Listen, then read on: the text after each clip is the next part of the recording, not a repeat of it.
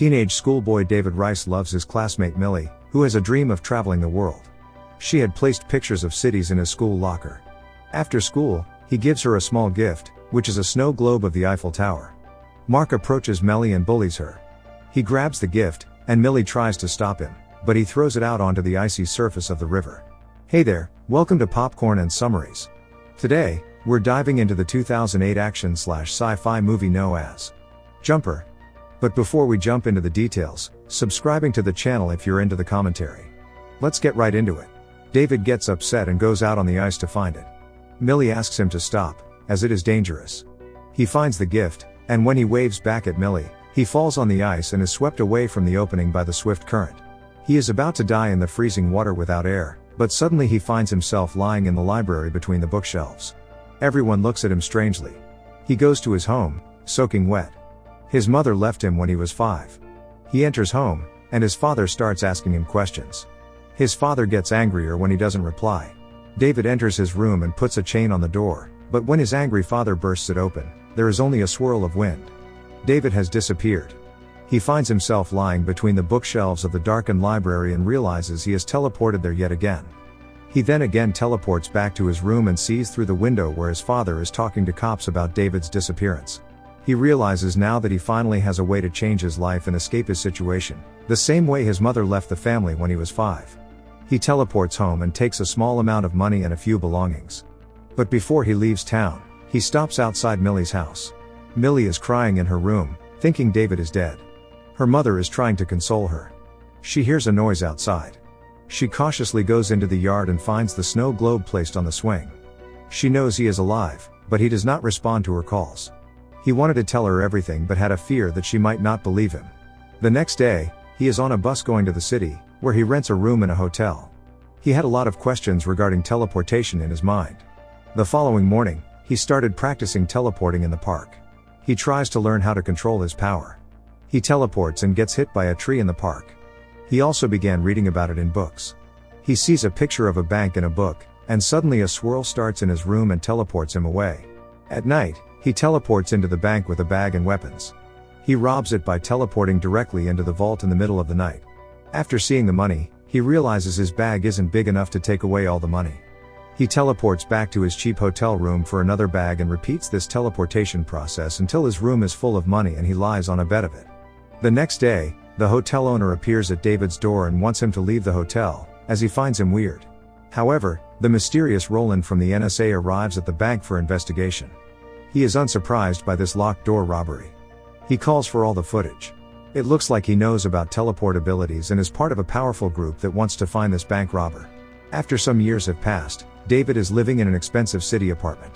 It is adorned with pictures of his world travels and a small vault room full of money. He now has full control over teleportation. He enjoys the pleasures of life by teleporting to different countries. He picks up a girl in a British club and spends the night with her. He then surfs in Fiji and later sits atop the Sphinx in Egypt. Somewhere, Roland has captured one man with his electrical device because the man has teleportation power, so he kills the man. David returns to his apartment and finds Roland there, who has been looking for him for 8 years after a bank robbery. Ronald introduces himself to David. He uses an electrical weapon and wires to prevent David from teleporting.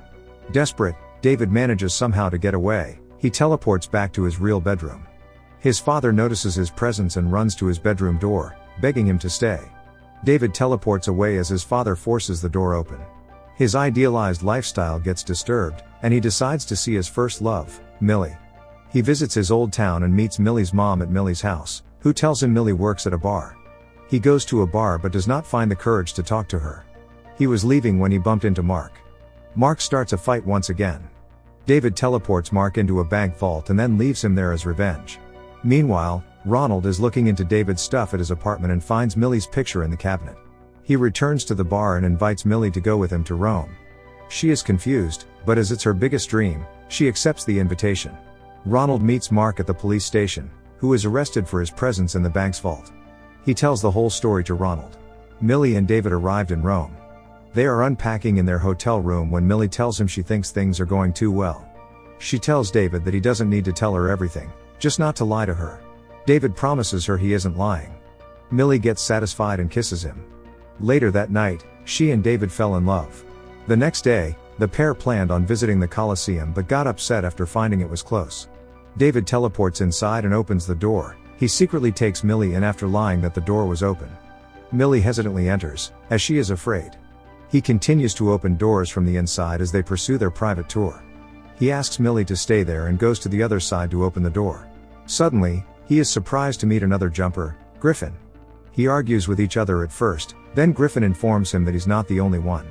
Suddenly, a group of jumper hunters appear and try to capture them. They continuously teleport to save themselves.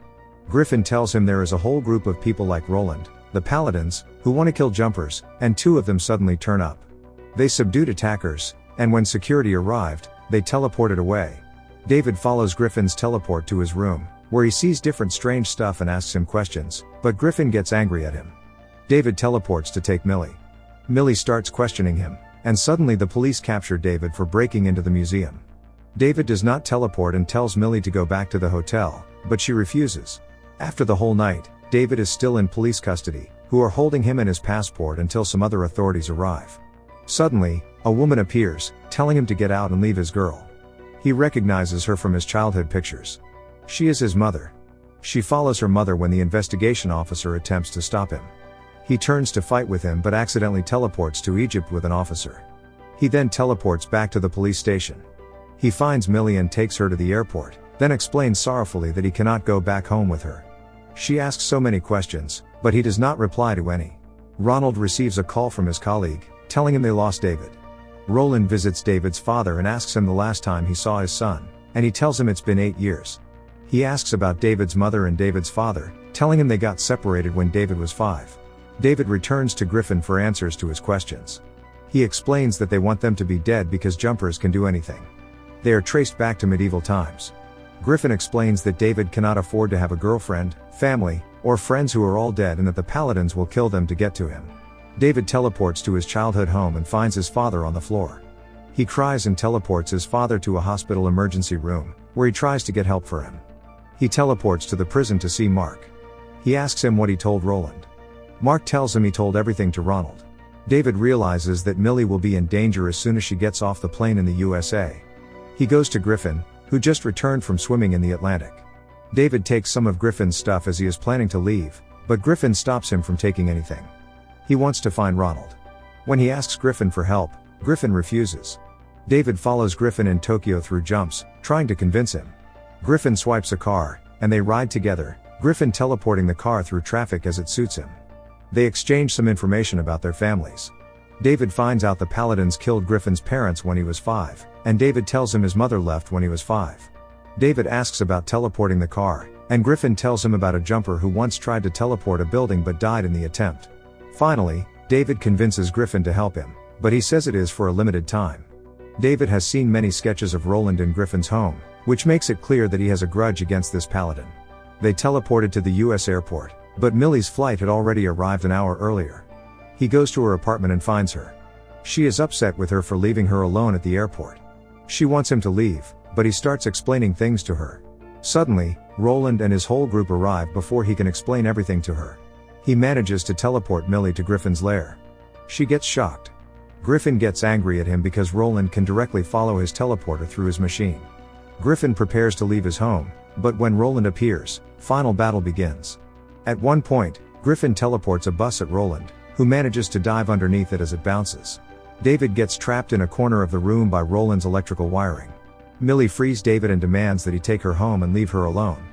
David, sadly, admits to her that he has always loved her. Griffin fights with Ronald, teleports him back to Millie's house, takes Ronald's time machine, and jumps back to his lair. However, David is about to take her away when Ronald captures her with an electrical wire, taking her hostage.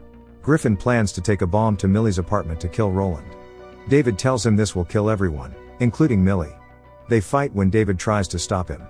He tries to take the detonator, and the two teleport around the world, fighting over the bomb, and then over the detonator.